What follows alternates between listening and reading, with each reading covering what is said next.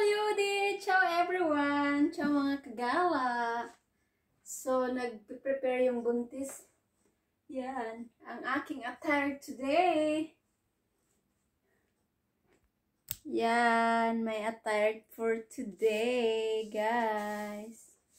Yeah. Yan na oh. So, yan. Nagandahan ako sa t-shirt ko na to guys kasi may baby maliit. Yan. 9 months na to guys. So,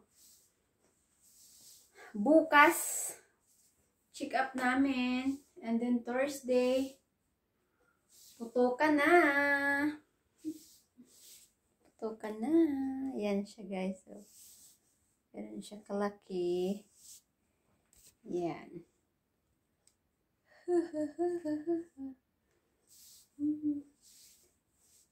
So, mag-prepare tayo.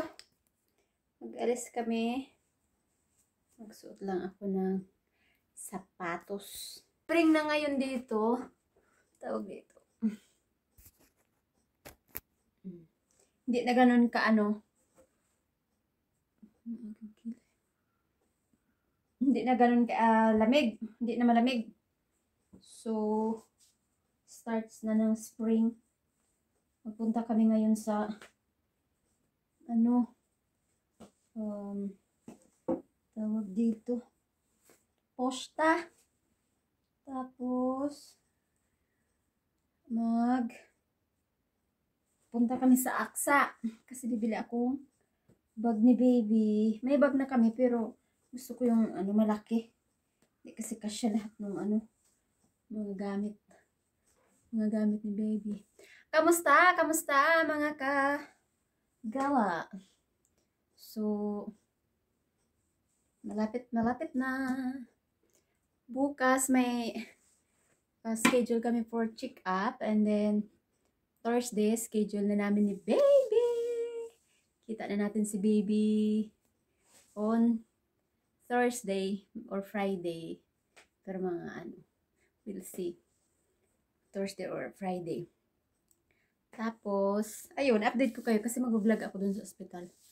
Pagpunta namin tomorrow, on Thursday. Magpagupit ako guys. Pina-exam ko yung buhok ko. Kasi nanlalaga siya eh. Pero ngayon hindi na siya nanlalagas. Parang maano na.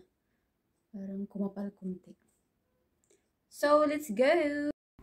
This is the moment that Sophie is kicking inside my tummy, guys. And really, I like it.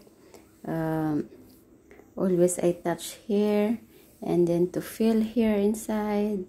So it's really very good feeling. It's amazing. So this is the moment that Sophie before she go out. So very excited in that day. Preparing for everything, take a selfie, a lot of selfies I make. At least I can show Sophie how she is big before in my tummy. And then this is the time, this is the morning. Yeah, my husband take photo in the morning before Sophie come out.